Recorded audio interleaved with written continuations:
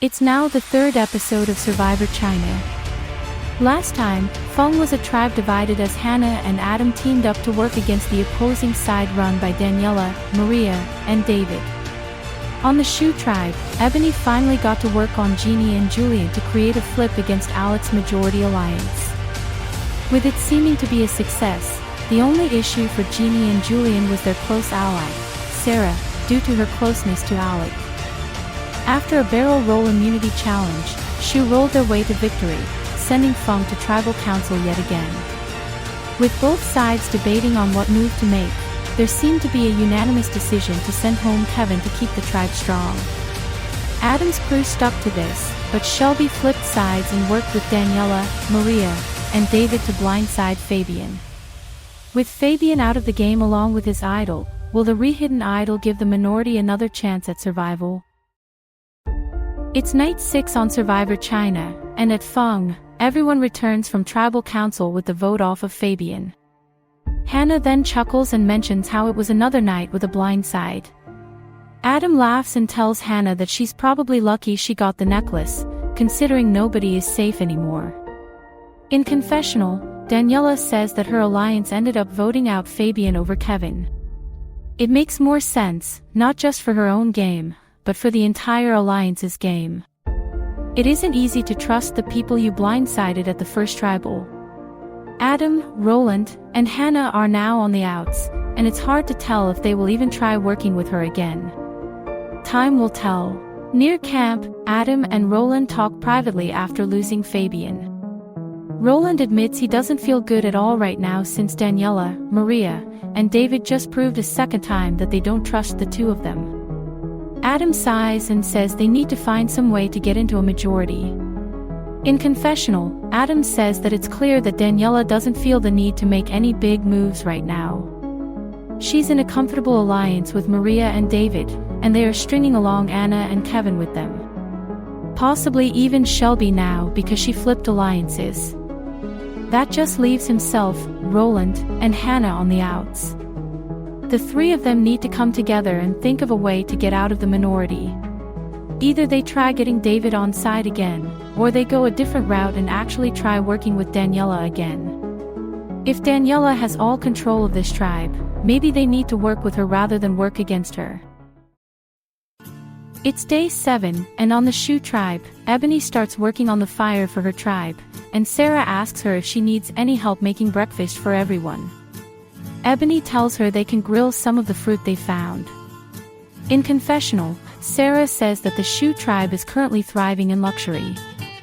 They have food, they have proper sleep, and they don't scramble that much because of their last 2 immunity wins. However, things are clearly starting to tense up between some people, and when she means some people, she means Betty and Annalise.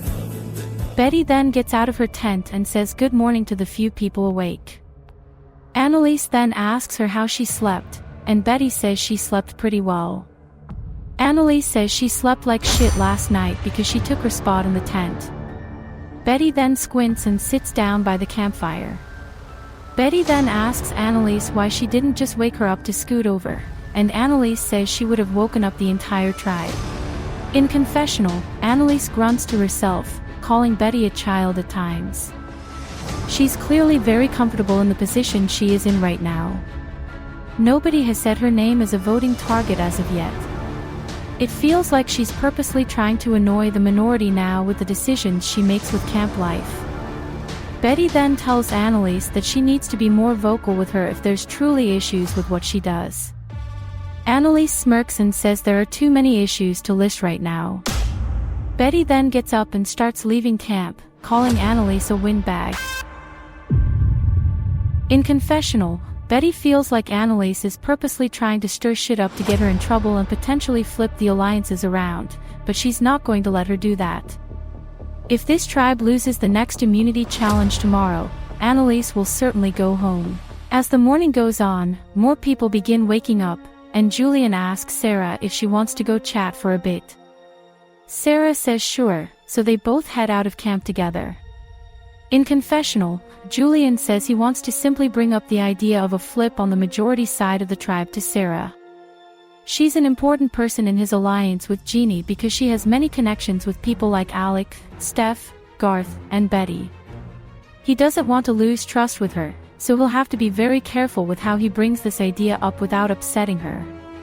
Sarah and Julian then sit down, and Julian tells her he was campaigned to by Ebony on why she should stay. Sarah nods, asking him what she said.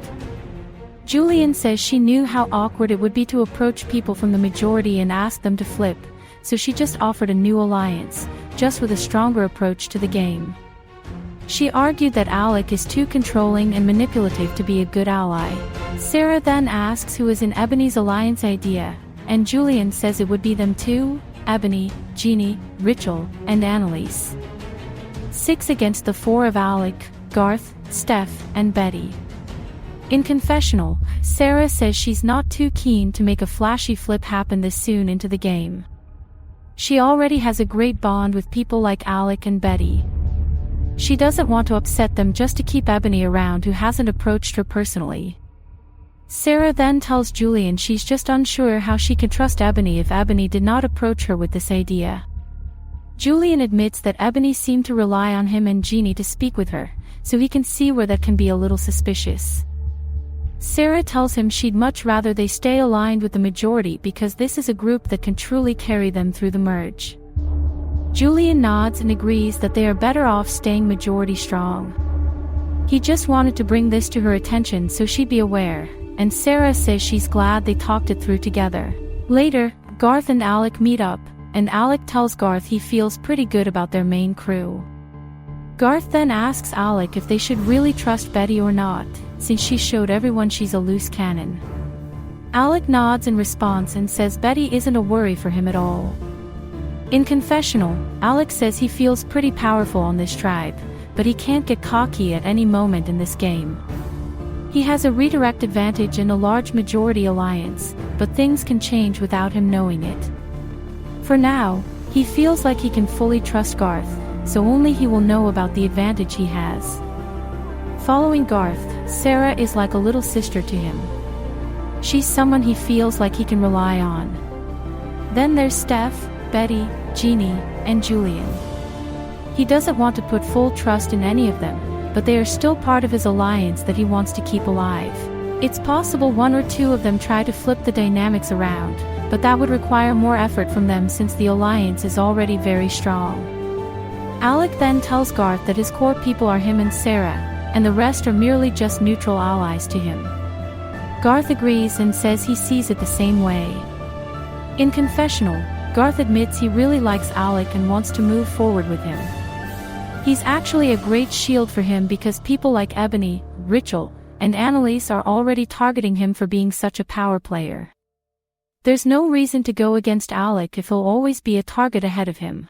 Betty later finds Jeannie, Steph, and Sarah, asking them what they are up to. Sarah tells Betty to join them. They were just playing 2 truths, 1 lie. They all form a circle together, and Annalise and Ebony walk by as they search for twigs. Betty sighs and says she can't stand Annalise. Now Annalise is trying to spy on her.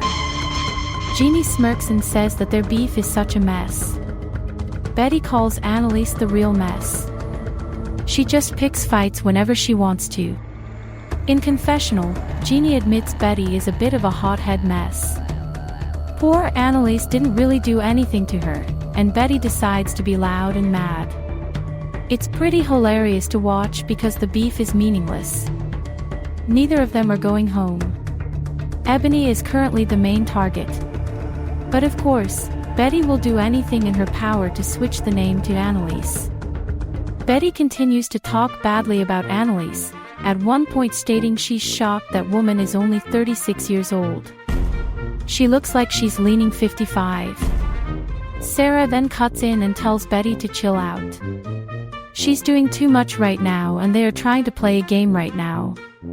Betty says she knows it's all just a game, but she can't help herself and the emotions that keep flowing in.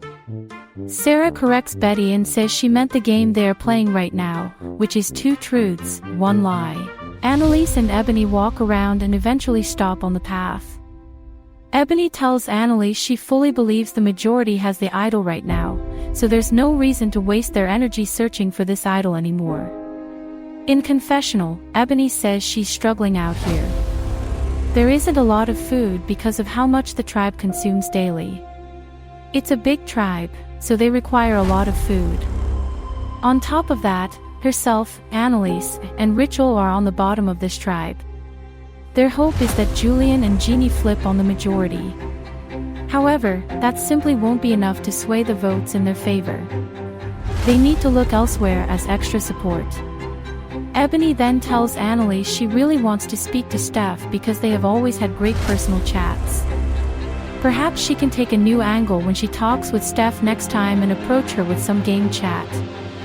Annalise says they don't lose much for trying. As the day goes on, Ebony eventually sits alone with Steph at camp. She then asks Steph how she's doing, and Steph says she feels pretty tired. She might go take a nap soon. Ebony then tells her she wants to have a quick discussion regarding the game since they don't really get a chance to talk alone these days. Steph says sure, so Ebony tells her she really wants them to link up in the game. They have a great personal bond, so this could work out for them. Steph then asks Ebony who she would target first, and Ebony says it can be anyone she feels comfortable voting out. Steph then tells Ebony she doesn't have a name in mind, so she'd rather be told a name instead. Ebony then looks around her before telling Steph she wants to vote for Alec. Steph nods and says she understands the reason for it. He's clearly the one leading this tribe. Suddenly, a group of people come back to camp, so Ebony and Steph remain quiet. In confessional, Steph says it's really hard to have private chats with anyone outside of her main alliance. She wants to be able to talk with anyone without seeming suspicious, but the alliance is very loyal-centric. She wouldn't be opposed to work with Ebony going forward, but it's obviously a risk because she'd have to flip against 6 other people. It's pretty scary to think about. On the Feng tribe, Adam talks with Hannah on a path, letting her know they need to search for their tribe idol and find it before anyone else does. He fills her in that Fabian had it and obviously now left with it. Hannah nods and says she'll keep an eye out for it. In confessional, Hannah admits she's in a very tough spot right now. Herself, Adam, and Roland are clearly on the outs after last night's tribal council. Nothing has really changed ever since the first tribal council they attended. Daniela continues to have control over this tribe, and even David showed everyone he's more strategic-oriented than he lets off. Adam says he's pretty disappointed Shelby flipped on them and also voted out Fabian without warning them. Hannah sighs and says things just never seem to go their way, ever. Adam tells her it's not over for them. They can still find a way out. They just need to be methodical about their actions moving forward. In confessional, Adam says that after last night, he knows he can't trust Daniela's word. If she ever tries telling him they are good, he'll automatically take it as a lie. Their relationship is completely finished. There's no saving grace for it. He needs to find a way to get back in a majority, but it just sucks that Daniela is surrounded by such a tight group of allies who will never turn on her. Heck, she even has Shelby around her finger now. Meanwhile at camp, Daniela, Anna, Maria, and David hang around, and Daniela asks if anyone's sleeping in the tents right now. Anna says she last saw Shelby and Roland sleeping. David says Kevin is also asleep. Daniela looks out into the wild and says she feels like Hannah and Adam are scheming somewhere. In confessional, Daniela says she feels very confident about her game right now. Herself, Maria, and David are a very trusting trio. She also has additional allies and numbers in Anna, Kevin, and now Shelby. The ideal play going forward is to vote out Hannah to keep this tribe physically strong. Although, Adam is definitely a bit more frightening to have around, just solely based on his gameplay. If anyone were to take a shot at her, it would be Adam, and she needs to watch out for that. Daniela then says she's going to go look for those two. Maybe they are searching for idols. David says he'll join in, so they both leave camp, leaving Maria and Anna alone. In confessional, Anna sighs and says she feels this itch on her that she needs to make a change on this tribe. It's very evident Daniela and David are a duo within the majority alliance, and they are gaining way too much power now. She feels like it might be time to switch things up and take a shot at the king and queen of this tribe. Anna then tells Maria straight up that she is most loyal to her. They are sisters in here. Maria listens to Anna, and Anna continues on by stating that she feels like Daniela and David are becoming a bit too dangerous for them. Maria's face flushes, and she asks what she means. Anna admits she feels like they need to flip on those two and change up the dynamics a bit. In confessional, Maria says she was completely taken aback by what Anna offered to her while they were alone. Firstly, Anna assumes they are like sisters in here, but that's a very delusional take because her true number one is Daniela. Then, Anna also offered to vote out Daniela or David next, which is another delusional statement. Anna isn't the loyal number she thought she was. She is here to make moves and play a flip-flop game. Maria then asks Anna what her plan would look like for them, and Anna says they can talk with Adam and Roland and get in with them as a group of 4. They can get Hannah as a 5th vote, and that's all they need. Maria says she won't confirm what she would want to do until they lose immunity. Anna says it's fine. It's a scary thought to flip, but it has to be done. As the day goes on, Shelby is eventually awake and she heads to a nearby pond to try and clean herself a little bit. She then sits in the water and does a lot of reflecting. In confessional, Shelby says she's feeling really good about her gameplay so far. Nobody is really looking at her as a voting option anymore. She also inserted herself into a pretty majority with Daniela, Maria, Anna, David, and Kevin. Even if things change, nobody has a reason to vote her out, so she's sitting pretty and enjoying her days out here while she can. Anna later finds Adam and Roland, asking them if she can quickly chat with them. Roland says they don't have any other plans, so Anna asks them if they are still looking for a new alliance. Adam says of course, so Anna tells them that she wants to form something new with them and Maria so they have a core 4 moving forward. She'd be down to take out the people who have been on the top of this tribe since day one, and she is talking about David and Daniela.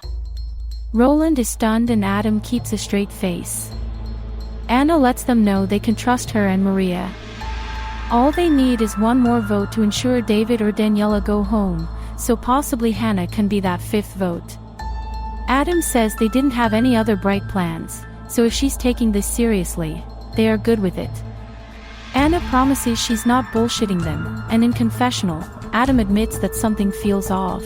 He thought Maria was extremely close to Daniela and David, so the fact that Anna is saying Maria is flipping on them is wild to believe. Meanwhile, Maria is with Daniela and David, and she tells the two everything that Anna is doing. She says that Anna is trying to gather Adam, Roland, and Hannah to vote one of them out. Daniela's jaw drops, admitting she's mind blown by this. David says he actually isn't surprised since he never fully trusted her. In confessional, David says he always felt something off about Anna. She has always been quiet about her game plans and would always straddle along with the majority alliance. Hearing that Anna is striking against them isn't anything shocking. Daniela then says she doesn't understand Anna's logic in flipping so soon.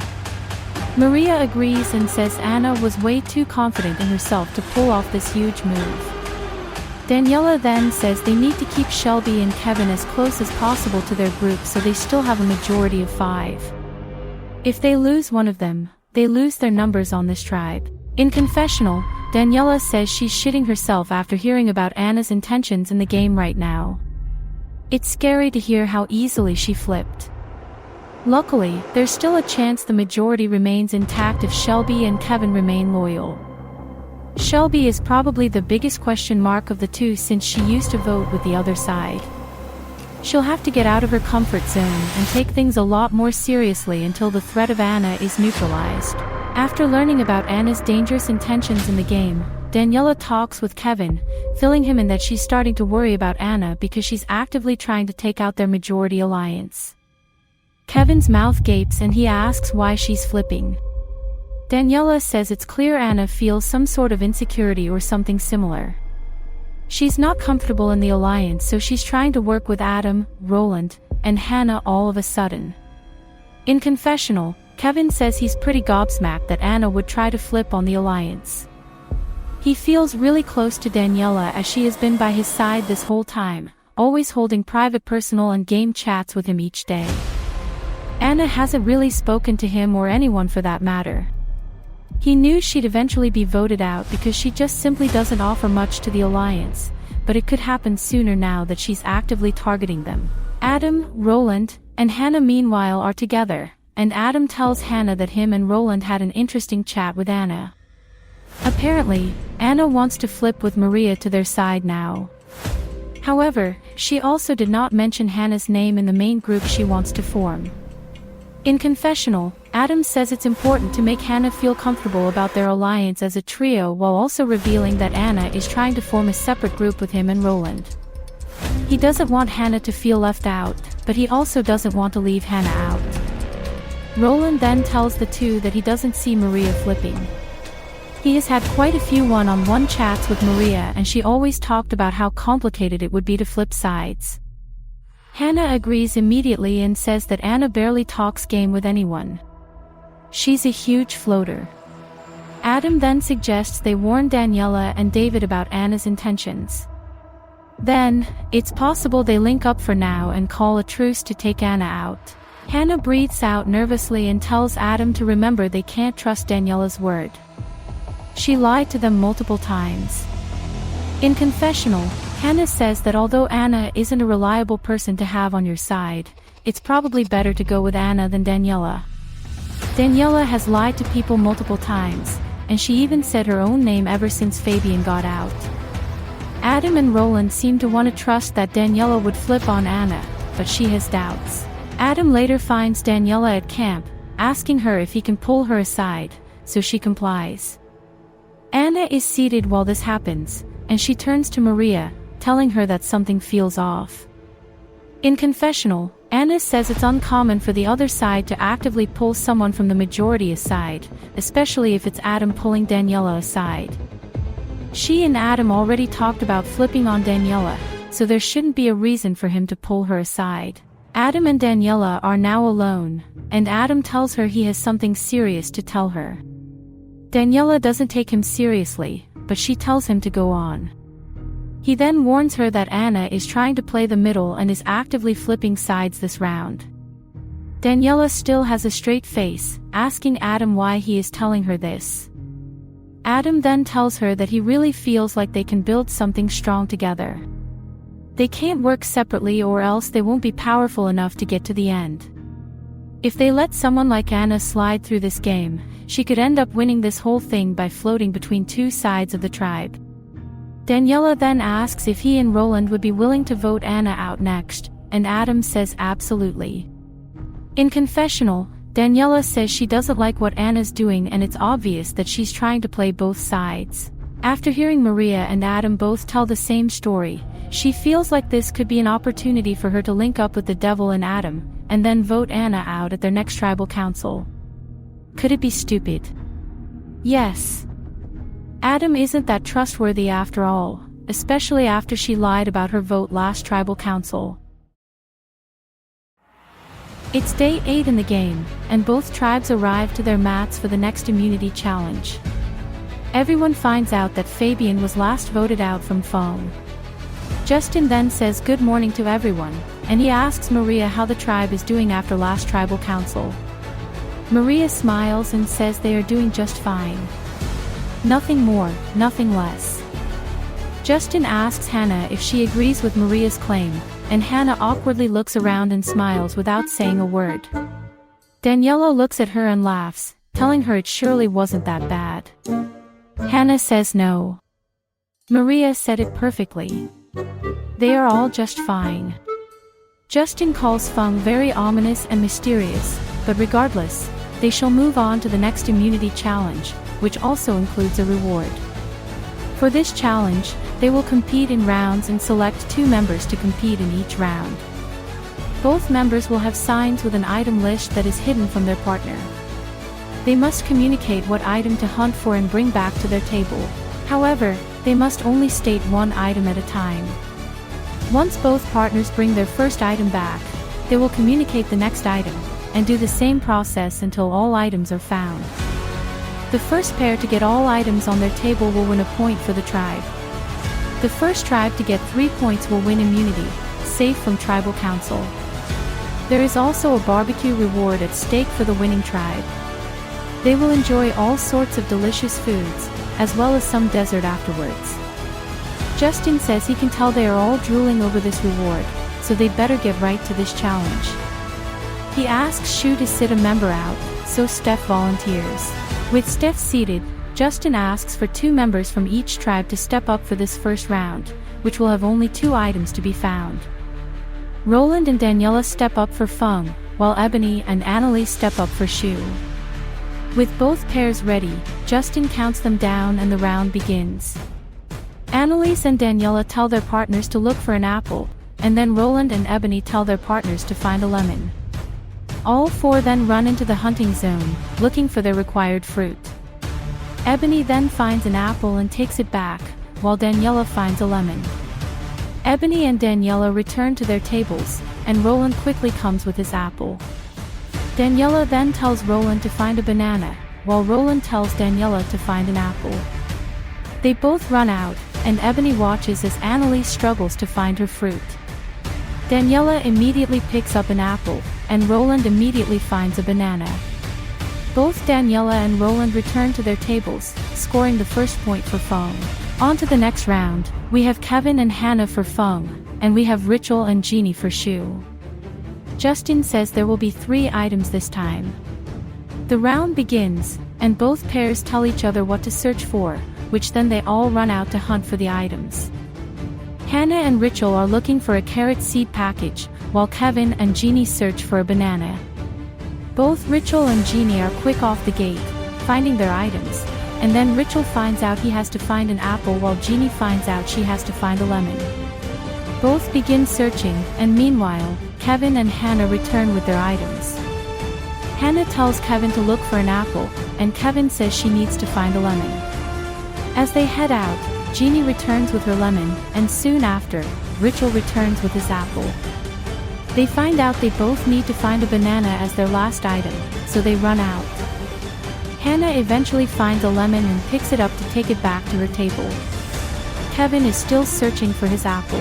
Hannah sets her lemon down, realizing her and Kevin are behind in this. Rachel then returns and sets a banana down, and Jeannie does the same 15 seconds later. With that, Shu scores their first point, meaning we're now at 1 point for both tribes. In round 3, we have Maria and Shelby for Feng, and Julian and Sarah for Shu. Justin says there are once again 3 items. The round begins, and both pairs tell each other the items they need to look for. All 4 head out to hunt down their items, and Julian is the first to pick up his, which is a lemon. Sarah also finds her item, which is a potato, so both of them are ready to tell each other their next items. Shelby and Maria both run back to their tables with their items, while Sarah and Julian run to the hunting zone. With both tribes now onto their second item, they all have to search for a carrot seed package. Shelby quickly finds one, as well as Sarah. They both set the item onto their tables, and then Maria quickly returns with her package. Shelby then tells Maria to look for a banana, and Maria tells Shelby to find an apple. They both run out, and Julian finally returns with his carrot seed package. Sarah tells him to look for a banana, and Julian tells Sarah to get an apple. They both start running out, and Sarah accidentally slips and falls, but she quickly gets back up and sprints. Shelby finds an apple and quickly runs back to her table. Meanwhile, the other 3 all search for their items. Sarah then finds an apple and quickly heads back, and Julian also finds a banana and runs back. Both Sarah and Julian return first, meaning Shu wins their second point. One more, and they win. On to round 4, we have Alec and Betty for Shu, and we have Adam and David for Feng. Justin tells them they only need to find 2 items.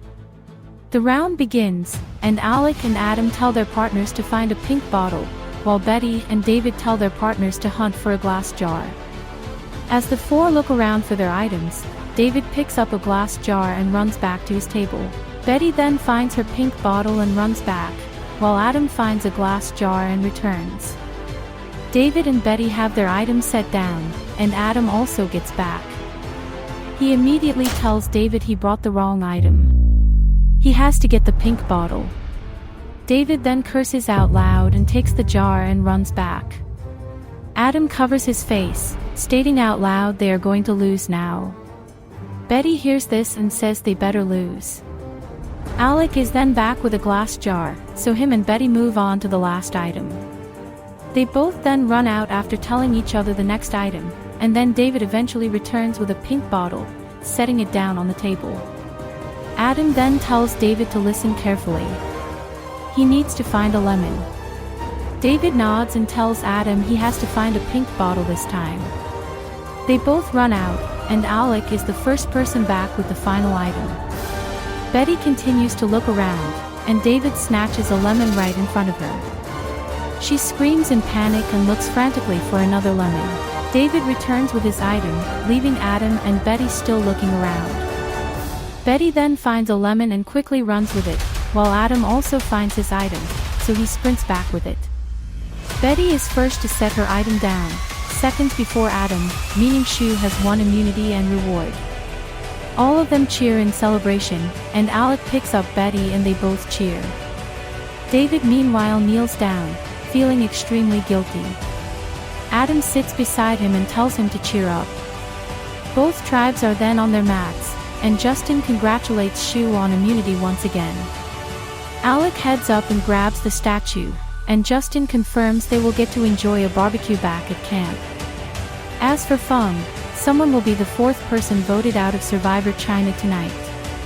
With that, he sends both tribes back to camp, and in confessional, Adam says he's relieved he spoke with Daniela yesterday.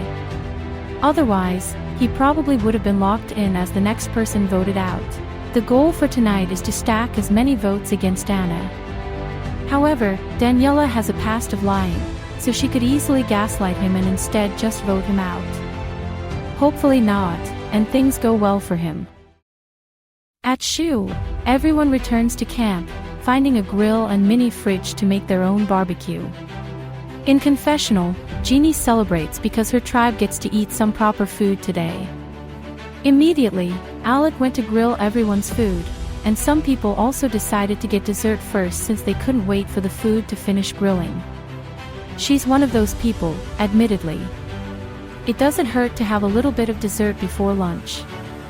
As Alec continues to grill food, Betty tells some of her tribe how relieved she is that the other tribe's big dude messed up with his item since it costed his tribe the round. Steph then says she recalls Sarah tripping at one point, and she got really scared she hurt herself. Sarah says it's nothing. She just scraped her hands and knees a bit. In confessional, Sarah says she's really glad immunity was won by her tribe because she wants to reach a swap without having to be tested at another tribal council. Jeannie and Julian are showing signs of wanting to vote Alec out, but she herself needs Alec in this game.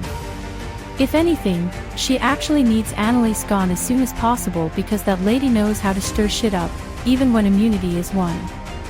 Annalise then looks around some of the food boxes and mini fridge, and Sarah whispers to her group that Annalise is searching for idols. Betty and Sarah then get up and head towards Annalise. Ebony, who is next to Annalise, then warns her people are coming to her. Annalise then kneels down and seems to pick something up, and Betty and Sarah immediately stop in their tracks. Betty then tells Annalise she has a nice idol there, and Annalise ignores her. Sarah turns back to the group, making a concerned face and whispering that she found something. In confessional, Steph says the main alliance went into an immediate panic when they heard Annalise found something. It's possibly an idol, or some advantage. If she had to guess, it's probably an advantage since idols aren't usually hidden during food rewards. Annalise then stands with Ebony, and Ebony asks her quietly what she found. Annalise says nothing. She only kneeled to pretend like she found something. In confessional, Annalise admits she didn't find shit. However, she knew people were watching her openly search for something, so she decided to fake it and pretend like she actually found something behind the mini fridge.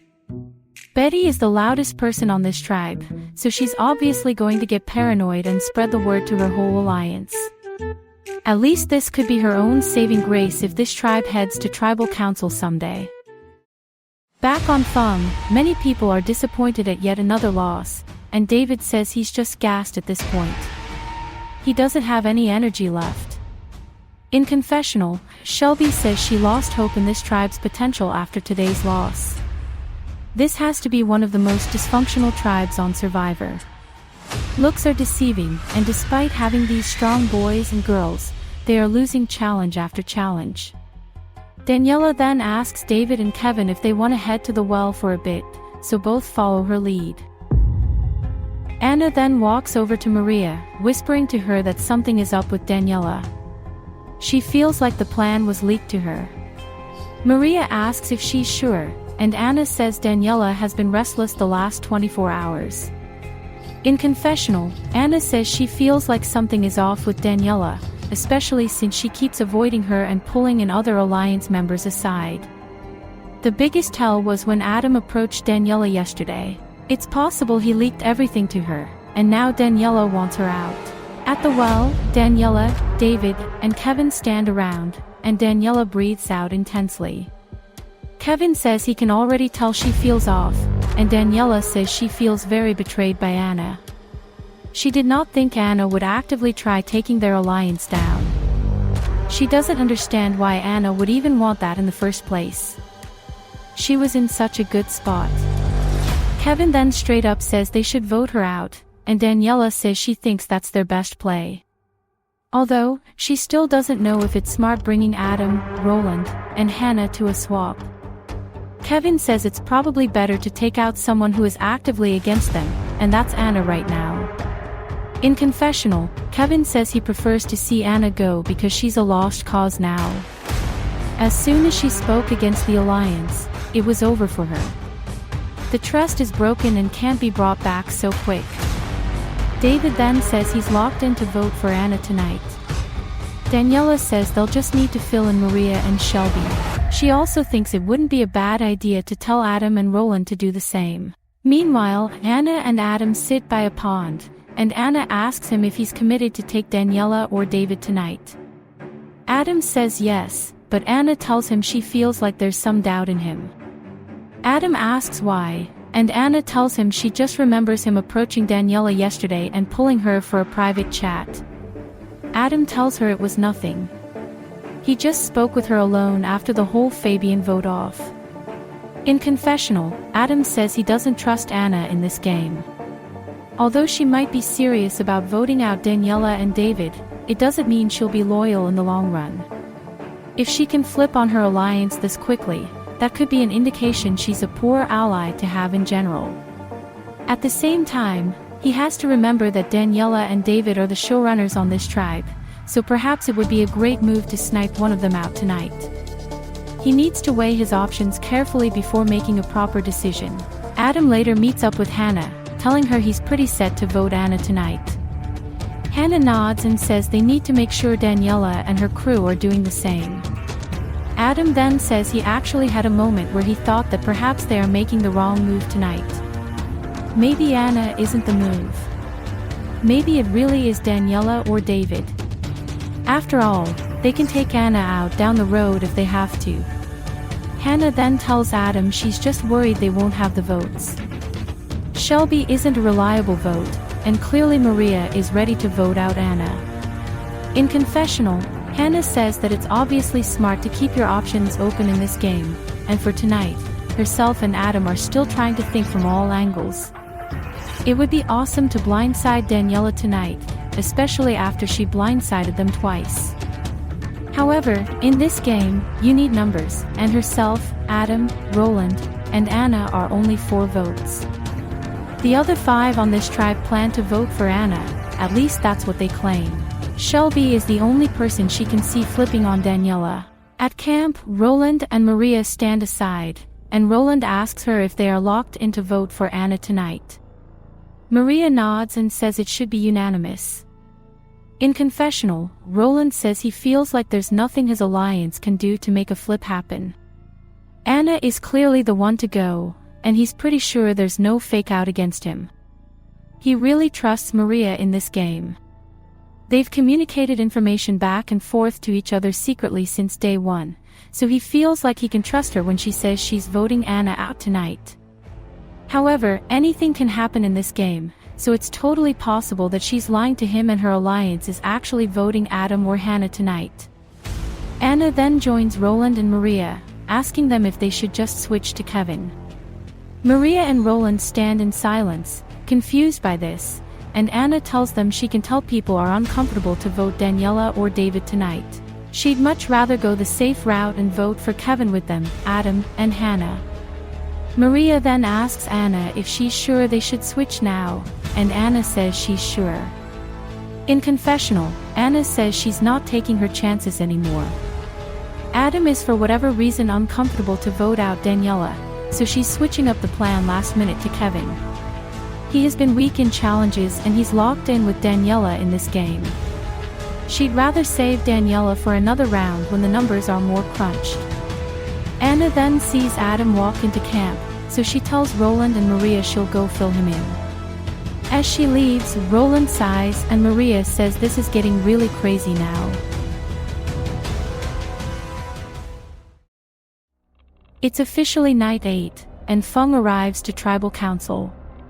Justin welcomes them back, and he starts off by asking Adam what this tribe is doing wrong to send them back to tribal councils every round. Adam straight up says he's unsure. This tribe seems pretty solid in the challenge department, but they haven't been able to win. Daniela then chimes in and says she actually doesn't think there's a problem with this tribe's challenge strength. She just thinks they've been unlucky here and there. For instance, David accidentally messed up his item at today's challenge. It's not like he's a liability, though. Justin then asks Kevin if that means this tribe is now focusing more on alliances and game conversations, rather than keeping this tribe strong for these tribal councils. Kevin says he thinks they are deep enough in this game to where people are voting more strategically. Straight up, there are clear divisions on this tribe, so that's the main motive behind these tribals now. Justin asks Roland if the divisions are clear to him, and Roland nods in response. Though, he says the divisions can also be a bit faded. Nothing is fully set in stone on this tribe as they've seen 2 blindsides in a row now. Justin then turns to Anna, asking her if last tribal council is any indication on how tonight's vote will play out, and Anna says she feels like things are changing on this tribe. As Roland said, nothing is set in stone, and things can shift daily. Justin then asks her if that means there could be a flip in power tonight, and Anna says it's always possible, as long as people are devoted to make a flip happen. Daniela then chimes in though, saying that power in this game is strictly constructed by people's views in the game. Nobody in here actually holds any power, unless they have an idol in their pocket. It's totally possible for a flip to occur, and anyone can make that flip happen, even if they aren't the ones viewed to be in any power position. Justin then asks Hannah if she agrees with Daniela's claim that power is more of an opinion of other people, and Hannah says it's tricky because at the end of the day, you gain power if you can control a majority group. If you have loyal allies that will never flip on you, that indicates power. Anna then jumps in and says she agrees with Hannah, and that people within a power structure might also choose to flip if they finally realize they are being used solely as a number. Daniela then asks Anna if that's why she's choosing to make a move tonight, and everyone's attention shifts to Anna. Daniela says she feels like something has been off with her lately, and she feels like she's speaking out her true feelings tonight. Anna then tells Daniela she doesn't feel this way at all. She's just trying to consider people's perspectives on the topic of power. She won't sugarcoat it just because she's considered to be in a majority. Daniela gives a simple nod and she faces forward again. Maria then speaks up and says she feels like tonight's conversation about power just goes to show how people's mindsets have changed since day one. It's no longer about challenge strength, but rather these votes are testing people's social relationships. Justin then asks if they are all ready to vote, and they all nod. Justin then says it's time to vote, so they all prepare.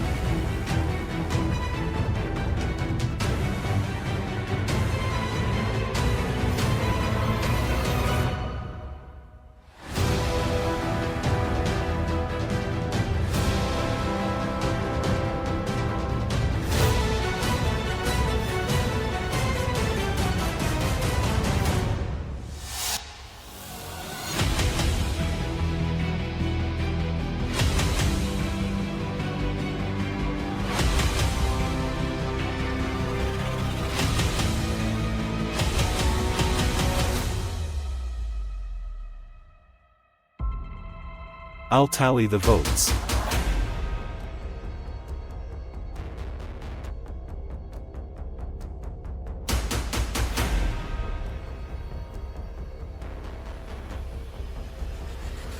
If anyone has a hidden immunity idol and they want to play it, now would be the time to do so.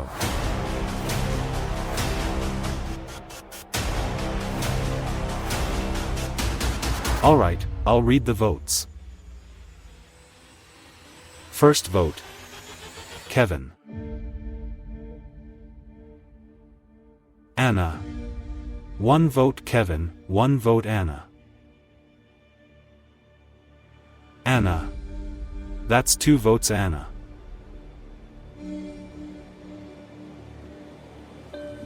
Anna.